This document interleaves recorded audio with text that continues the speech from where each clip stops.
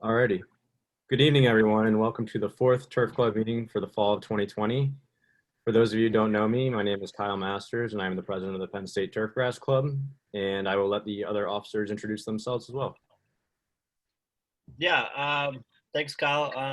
My name's Landon Hall. Thank you guys for kind of having me on. I haven't been in the last few Turf Club meetings, but I'm glad to be here. I just finished up my internship. I'm the vice president of the Turf Club, and I'm part of the 2-year program at Penn State. Hi guys, same as last week. Ben Reed, I'm the treasurer. Last summer I was down in Lancaster at Lancaster Country Club, and looking forward to what's up next year. No, I'm AJ. I'm the secretary of the Turf Club, junior and 4-year program. Alrighty. Thank you, guys, and thank you everybody for joining us tonight. Today we have a very special guest, Mr. Pat Jones, who has come to talk to us about the impact of COVID-19 pandemic on the golf industry. So welcome, Pat, and thank you again for joining us and taking the time out of your day. No, thank you. I'm really glad to be here. I was fortunate to get to make the trip out there pre-pandemic, and I got my milkshake from the creamery. No, it was not peachy paterno. I believe it was salted caramel, but it was still excellent. So I'm missing that, but other than that, it's nice to be back with you guys and just share some things and kind of, I guess, manage your expectations a little bit about what the next few years might feel like, in different parts of the industry. And frankly, most of the news is good. It's better probably than I would have ever expected it to be. So what we'll do, I'll make an attempt here to share my screen again and kind of take you through.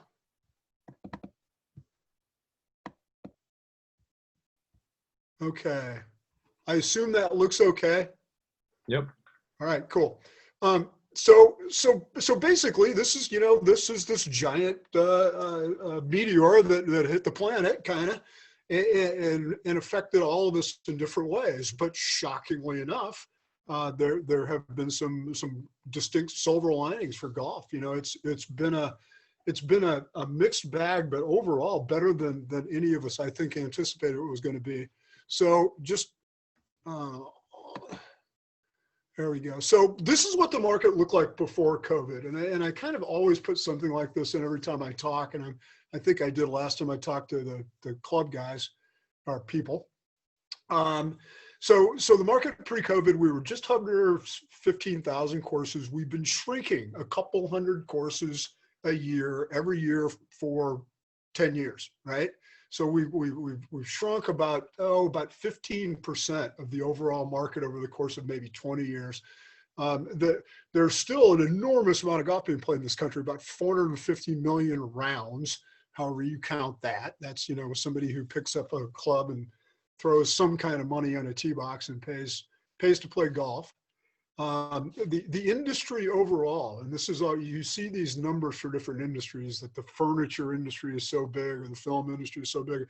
Our industry has an $86 billion impact, close to $90 billion in revenue generated, taxes created, payroll, all sorts of things that go into those factors. The amount of charity we raise money for, about $5 billion a year, and 2 million jobs, right?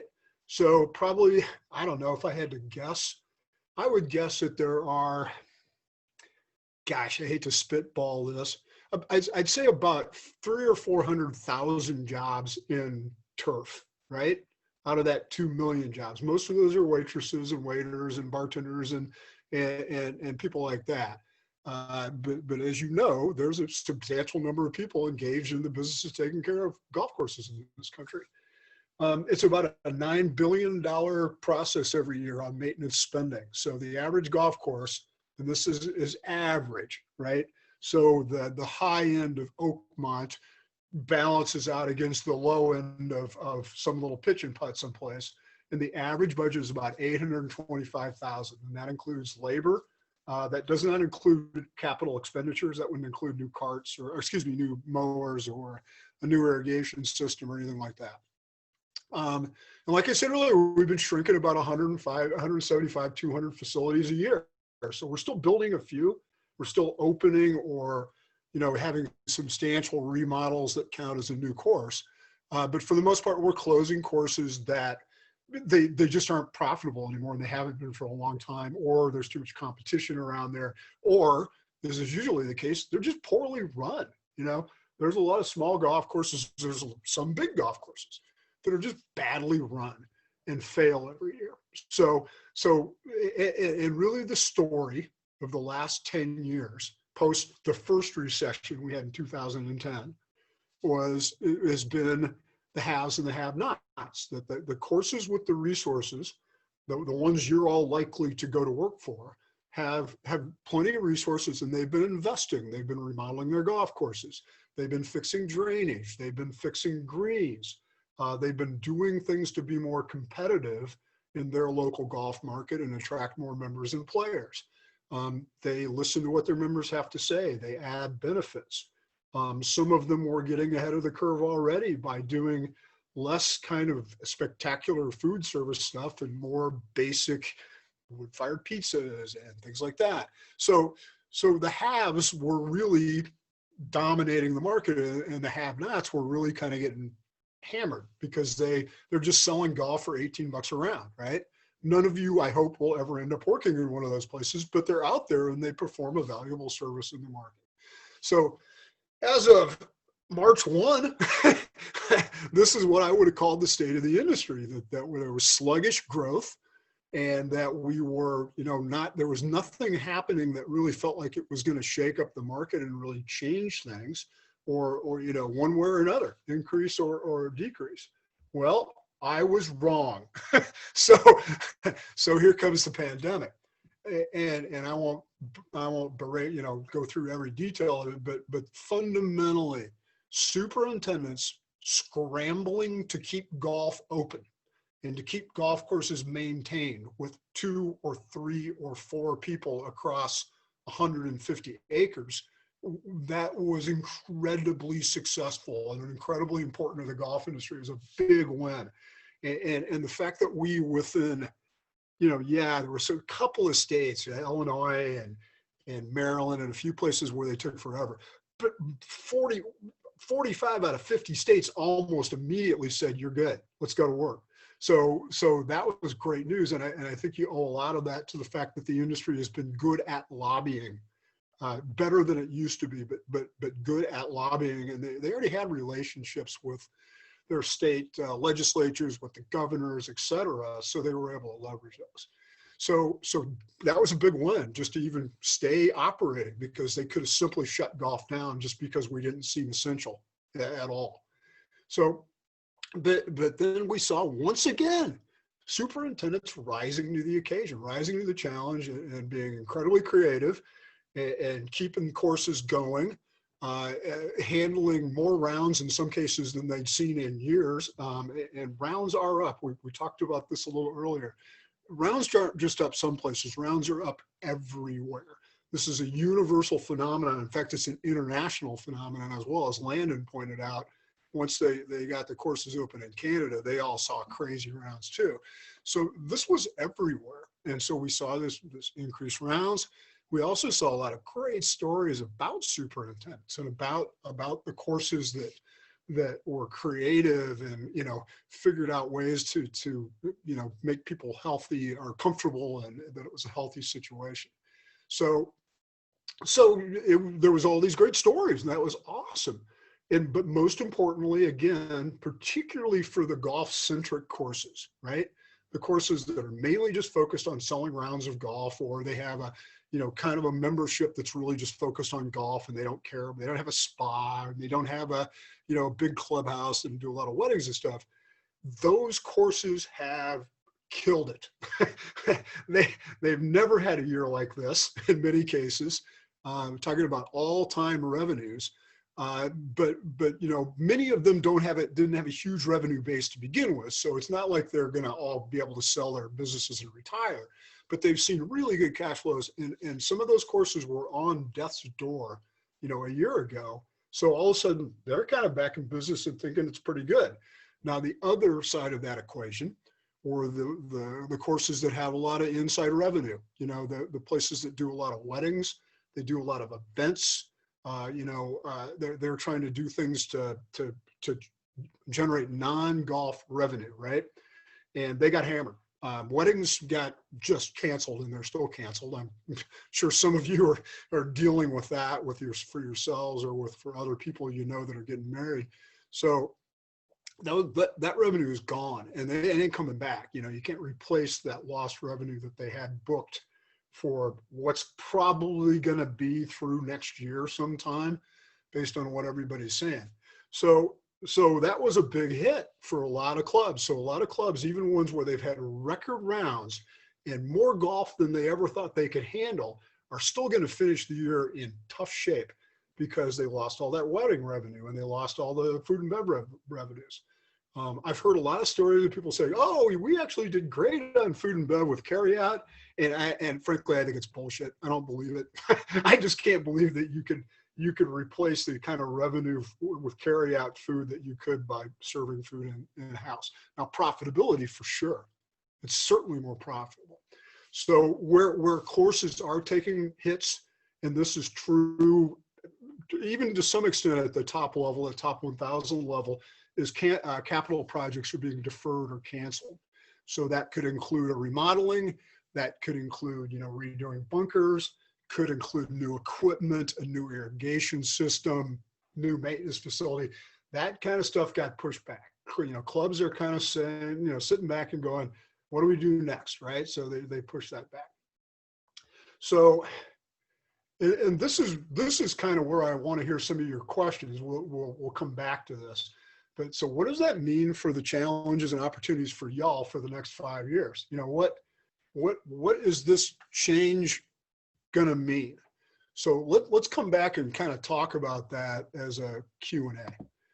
But all that said, and here's what's exciting is here's what's incredible is this little COVID boom, and I hate to say the word boom, so let's call it a bubble, right? This COVID bubble we're seeing in rounds is got some legs. I don't see, for example, there's going to be a lot more people working from home in the future. And that's been one of the big factors in increased rounds is people sneaking off, or doing their work from home on their own schedule and finding time to go play golf. That's been a huge thing, right? But the other thing we've seen is golf being rebranded as fitness, right? Kids, there have been, and I think I talked about this last time I was out there, that we were pretty worried about kids coming into the game for a long time. And I'm old, so I'm going back, 25 years or so, when it looked like, hey, the baby boomers are all going to die off, and there's going to be nobody who wants to play golf anymore. And so that's been a subject of concern for the golf industry for a long time. But all of the sudden here, the past 3 or 4 or 5 years, a few things have happened. Number one is CTE, concussions, right? So moms and dads and people who were worried about concussions were steering kids away from football and steering kids away from soccer and lacrosse, which actually are serious concussion sports too, and steering them towards things that were less concussive, like golf. So we actually were beginning to put ourselves in position to see some growth with kids golf. And the statistics on girls golf, particularly on little girls playing golf, very impressive. We've seen some growth. So now you combine that with concerns about COVID and social distancing, and all of a sudden you got a lot of parents saying, hey, I think I want to put a golf club in my kids' hands, right? So all of a sudden we've completely flip-flopped from very little opportunity to grow the game with kids to a really big opportunity to grow the game with kids. So the second thing is beginning to rebrand golf away from just being a scorecard and how hard the golf course is and which old dead Scottish guy designed it, and rebrand it towards it's fun and it's fitness. It's something that women can do. It's something families love to do together. It is a way to get out and forget the cares of the world. It's a pastime, right? So all of a sudden you've got that viewpoint out there. You see more and more people carrying their own bags or using pull cards, right? Now that I don't have to sell advertising, I used to be a magazine publisher, and I used to have to sell advertising to Club Car and Easy Go and Yamaha, so I could never really say shit about golf cars. Well, now I don't have that problem anymore. I can tell you that I hate golf cars. They are a necessary evil because of revenue, but I'm always shocked at the number of healthy young people I meet that have no idea that you can play golf without riding one of those crappy little things around. So I'm heartened that we're seeing people walking. I'm heartened by the fact that there's a shortage of pull carts in the United States. They can't make them fast enough. So I think that's good. But the best thing I've seen, and this, I'm going to give a speech about this next week. The best thing I've seen is the level of appreciation for golf course superintendents growing and beginning to almost match what they deserve. So this whole thing, and you're new to this industry, but I expect you've already figured out that superintendents for years have felt like they didn't get the recognition they deserved. They didn't get the same positive feedback that a golf pro gets, or a clubhouse manager, where they're always behind the scenes, and maybe they just get blamed when there's problems and stuff. But that has changed dramatically, not just because of COVID. It's been changing and getting better for years. But I think that the stories that came out of COVID and the opportunity superintendents have had to show their stuff and be leaders within their clubs. We're all among friends here, so I can tell you stories that I heard from superintendents at good clubs whose general managers bailed out. They left. They went to Florida, which they, to be safe, supposedly, right? I've heard several of these tales. And the superintendent was just kind of left there on their own, trying to figure out how to run the operation. And you know what? They did it. They figured it out, because the superintendent already has the most important, hardest job at most places. And that's to keep the big green bank card machine alive, because nobody joins a golf course because they make a good BLT. they join a club because it has a great golf course. So that's kind of where we're at, this crazy situation that we've gone through. And I hesitate to say that this is the beginning of a golf boom, but I also think it's an opportunity, if we choose to take advantage of it, to really grow the game and to get kids back engaged with it, and to get more women engaged with the game, and to rebrand and reposition it, if we're not idiots, if we don't go back to the old ways of doing everything we can to keep kids off the golf course, trying to make the golf course harder all the time. And one statistic that I'll stick in your heads that you should know moving forward is there's about 25 million golfers in the United States, right? And only about 5 million of them, maybe it's even 4 million, have a USGA handicap. The vast majority of golfers play once or maybe twice a year in a scramble, right? That 25 million number. The 4 or 5 million that play regularly and have handicaps, of those, only 2.5% have single digit handicaps. Yet all we ever do is pander and cater to that 2.5%. So it's my fervent hope that will change, and that you'll be part of that, because you're going to be out there telling great stories about your golf course, and telling great stories about your people, and being good stewards of the land and good communicators, because that's what you're going to do. And you're going to have more opportunity to do that than any superintendents have in the past. So I'm jealous of you. I think it's an amazing thing you have in front of you. And at this point, I'd be happy to answer any questions you have about kind of what the future looks like, and kind of what I talked about earlier about the next 5 years. So let's start with this, okay? The next 5 years will potentially be challenging at some of the clubs that you might land in, because they have a bad financial situation, or something like that. How do you guys look at some of these places where you're interning or some of the clubs that you might want to work? How do you look at them, and what questions do you have about what's stable, right? So are you going to go to work for a stable course? 9 times out of 10 is the answer yes. So what kind of questions do you have about the business of golf in COVID land and how that might impact you?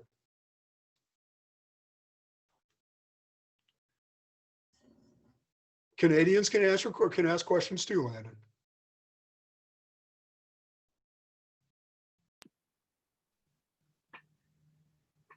I was gonna say.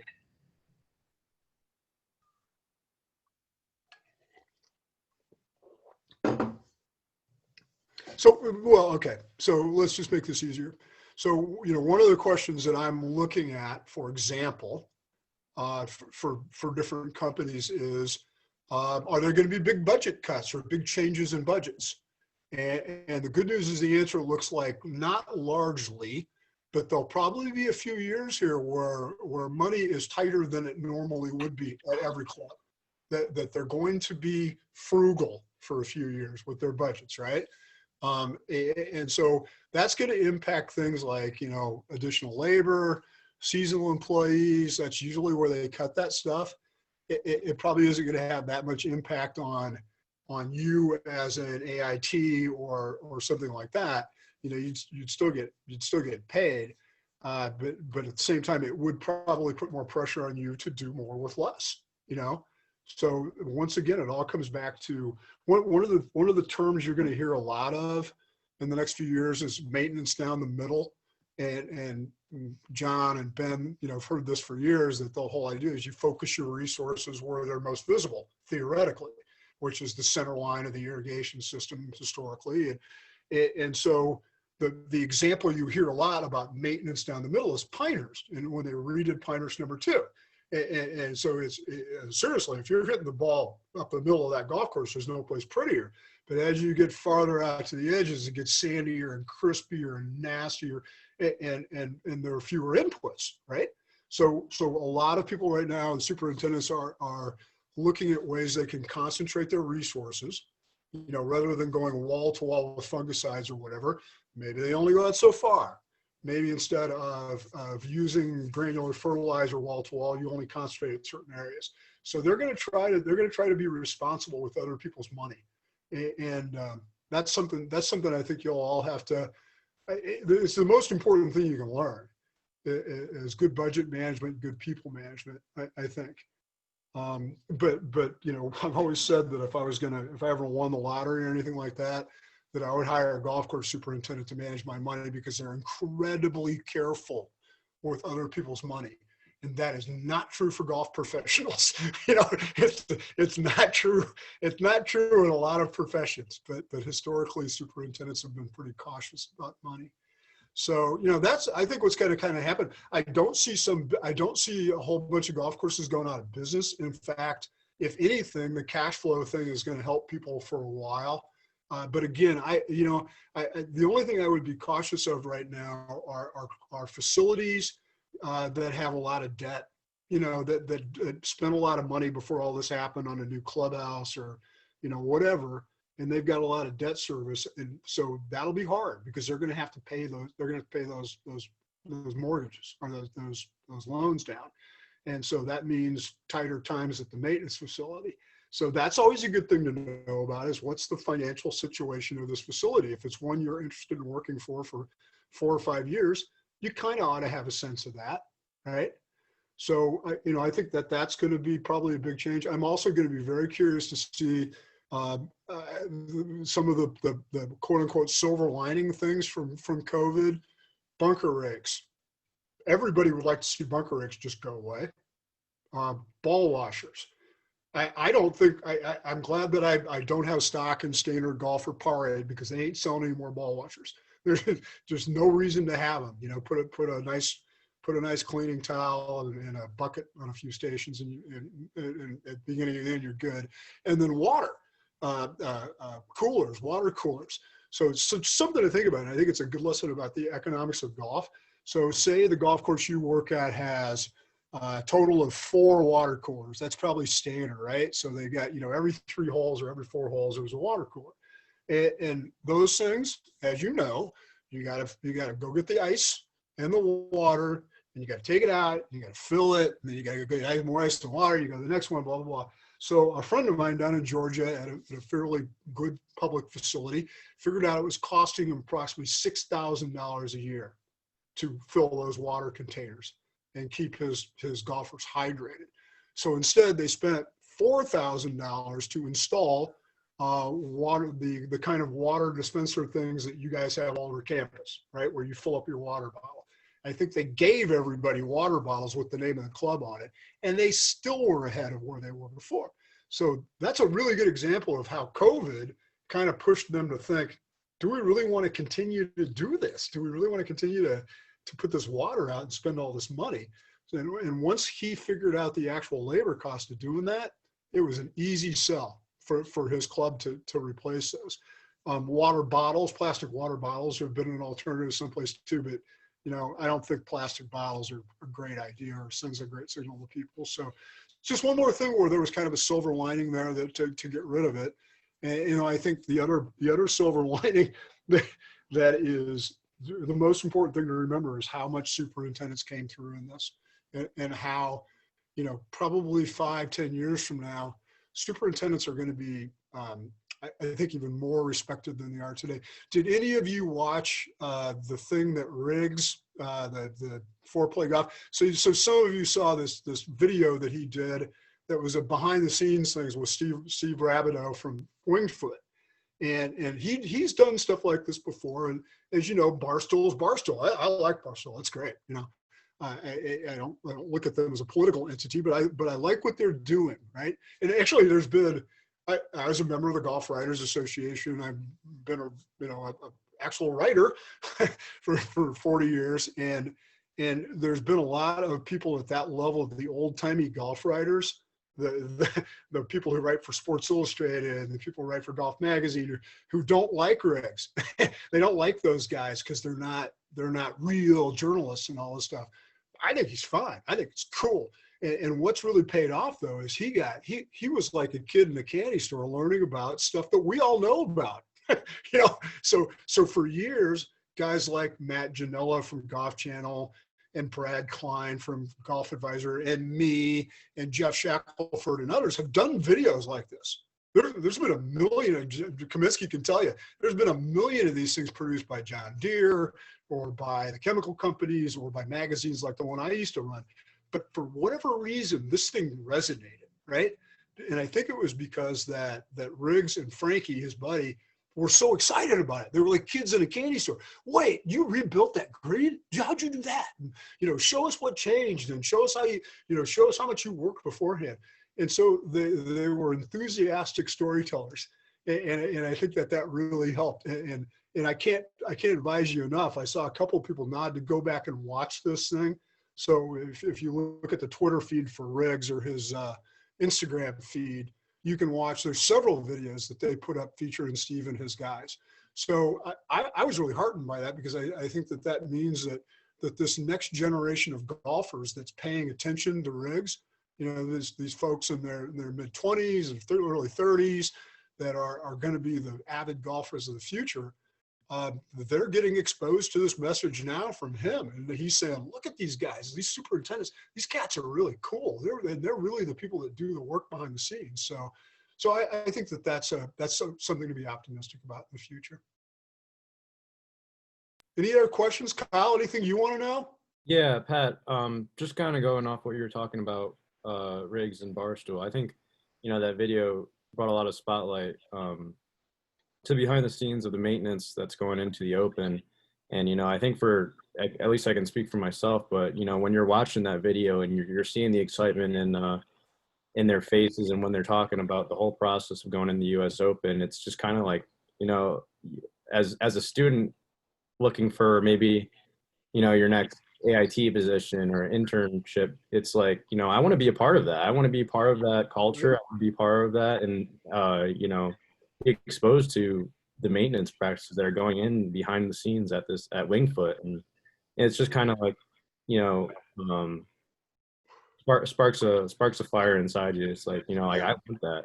Well, Kyle, have you volunteered at a major championship before, or has anybody? Raise your hand if you volunteered at a big event. Oh, So- yeah. Okay. I've been a part of a couple of them actually throughout the years. Okay. Yeah, sure. But so, okay, hiding guy. So a couple of you know about this. So yeah, when you volunteer, and this has obviously been the year that volunteerism got blown up. There were obviously some New York people and a few invited friends that came in and helped, but mostly he ran a smaller crew. Rabbi did. So but when you go and volunteer, yeah, you're going to learn. You're going to see stuff behind the scenes, blah, blah, blah, blah. But that's a networking thing. Okay. That's why you go volunteer at these things, is to meet people, build relationships, and make friends that you're going to have forever, and maybe people who can help you.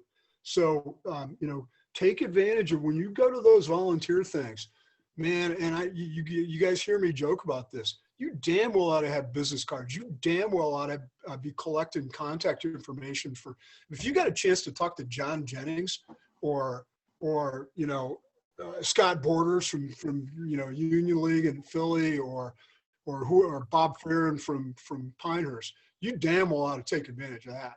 It's because they can tell you way more about the world than I can. So I highly recommend those opportunities, but do make the most of them from a networking standpoint. And to go off that, Pat, I had another question. Talking about these tour events and these clubs that are hosting events for next spring, during the summer, next fall. Do you or have you experienced any information from superintendents or people at these courses that are kind of what they're seeing, compared to the loss of revenue without fans in these tournaments now? It's kind of the pro events, yeah, they're getting hammered, they're getting killed. And, most of their money comes from TV and their TV rights and all that stuff. But yeah, they've downsized those operations significantly. Now, what they don't have to dick around with is tents and parking and lots of other stuff that historically has been a big pain in the butt. So yeah, their costs are down substantially. The big loser in the whole thing is charity in some cases, where they actually canceled some of these tournaments that benefit, the John Deere Classic in Moline. It generates $10 million a year for this charity, and that's a small event. So yeah, it's tougher on them, but in many cases they're also clubs with the best reserves, and they're not. If they break even, they'll be fine. Anything else? I really would try to go do some of the volunteer stuff. But who said they were at Lancaster? Landon, is that you? Yeah, no, that wasn't me. No. Who said they were working at Lancaster Country Club? Oh. Yeah, we also have another one in the chat. Nate Schnell also worked down at Lancaster Country Club. Yeah. That's a great example of a great volunteer, right? So they hosted the Women's Open a couple of years ago, was it? 2015. Yeah, and those events don't get the attention. You probably don't get the same amount of swag that you would if you went to a PGA Championship or a US Open, and BASF was putting their logo and everything. And God bless BASF, by the way. McGraw's like, yes. Well, they're not bug guys, though, are they? I forgot. They're not really bug guys. So I think I worked with them for the first time this year. Oh, is that right? So anyway, I'm joined at the hip with them now, and it's awesome. But they throw a lot of money at these volunteer things, and that hasn't happened this year. So yeah, it really does change. I mean, the most important, I think, piece of advice I can give you about your world post-COVID is you're not going to have those networking opportunities. If you got a chance to go to the GIS for College Bowl, or go to the regional conference, the state college conference, or maybe the Rhode Island conference or something like that. You're not going to get to do that this year, and you're not going to have a lot of the networking opportunities you've had in the past. So if you have an idea and you think, man, someday I really want to work on Long Island because I have family there, or I want to get back to Ohio because I went to, whatever, whatever your idea is you want to get to, you got to network your way back there. So, if you want to work on Long Island, you got to talk to Craig Currier and you got to talk to John Jennings, that they're the popes, right? And they know where all the jobs are, and they know, how to identify opportunities for you. So that's what I mean by networking, is putting yourself in a position of having somebody call you and offering you a job. Again, not that it's going to be a big problem for any of you, because again, and if you want to let this be the end, the last thing I say, then that's fine. But you have no idea how fortunate you are. If you are willing to get out there and work hard, and you're willing to make the most of the opportunities that are going to be presented to you, there has never been a time to be an incoming assistant in training with a degree, or assistant with a degree, because there just aren't that many of y'all anymore. The number that I'm going with is that there's about, and John, correct me if I'm wrong, there's only about 200 graduates of 2- and 4-year programs coming out each year now. And that number used to be well over 1,000. So we've changed the entire dynamic of that. And that really, I think, works in your favor. So there you go. Thank you, Pat. Thank you for all the information and joining us tonight. You're welcome. And if you can, I think I had my email address up there at the end, but if you have a question or you want to follow up or text me or whatever, feel free. Thank you. And Dr. Kaminsky or Dr. McGraw, do you have anything to say? Any last words?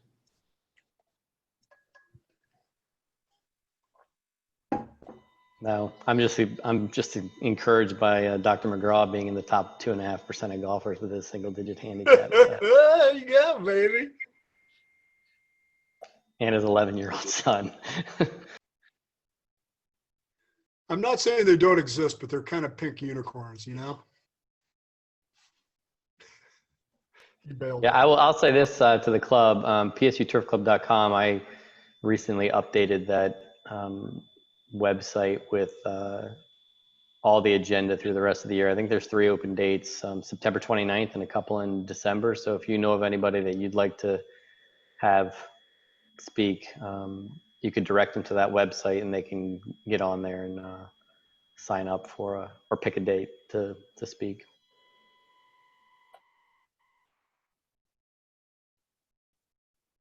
With that being said, I just want to say thank you guys for joining us all tonight. Again, Pat, thank you very much. I just want to say big shout out to all you guys for making this possible and participating. And if you have any friends that aren't aware of when we're having Turf Club, or you'd think they'd be interested, let them know, share the link. I try to post all the links through social media or through Diane, and she's very good about getting those to you.